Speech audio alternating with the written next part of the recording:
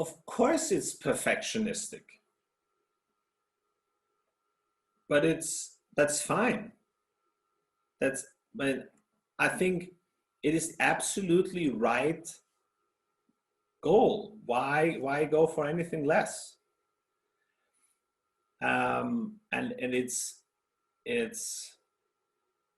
perfectionistic is to say it has to be them or I am not good. It's the same. It's the same. It's really a mindset thing. It's the same as money. If you think money is good, that's fine. If you think if I only had more money, I would be happier, that's bad. The same thing here. If you think getting into these firms is great, let's go. I am good enough. That's good. If you think I am only good enough, it's only good enough. It's only good enough if I get into, Lorenzo's coming in an hour late. It's only good enough if I make it into McKinsey. That's bad. Your life is good enough the way it is. You have an amazing story. You have left so many of your peers behind you. You have done things that are incredible. We are all on our own journey. It's only ourselves against ourselves yesterday, right? This kind of, just because some other people have done a Harvard MBA at the age of 23 and they end up in McKinsey as associates at 25, it means nothing about you. Sort of this, of course, your path isn't all that straight into these firms, and it might even not work out, but you're still good enough. It doesn't mean anything about you. It's the problem is we attach all this meaning to it, and then this gets us motivated. I feel like, oh no, if I don't make it, nah, I'm bad, not good enough, not as good as the others, I'm doing it wrong. So you mean that while we are applying for these firms, we also apply for other companies? Sure. Of course, go for it. Look with a broad vision. Look, Makasa, you don't know if you would be happy there. You might hate it. I hated my first 2 years there. I quit. No, I understand your point, because it's not about hating the job, because I have been in this job and I love it. I mean, it is my career. But in terms of those companies and companies like overburden and too much work, maybe in this stage of my life, sometimes I'm thinking that maybe it's not very appropriate. I mean, it's too much, you know. What do you mean appropriate?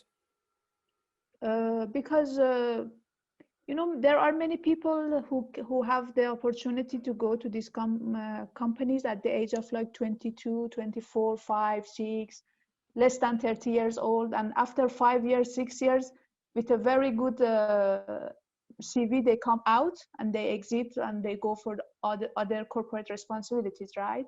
Or they start their own adventure as an entrepreneur. But now, after all of this, I mean, years in my side. What does it mean about you that other people are doing that? Repeat the question.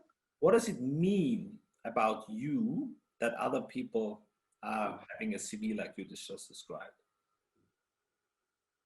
It means nothing about you. It's meaningless. This is only your mind tormenting you with stories like that. It is self-torture thinking thoughts like that. It literally is.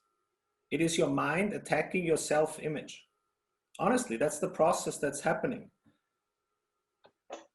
Look, I can sure find 1,000 people who will say that you have got the most amazing CV on this planet and that you're the most amazing woman on this planet. You are like, oh my God, I'm so demotivated.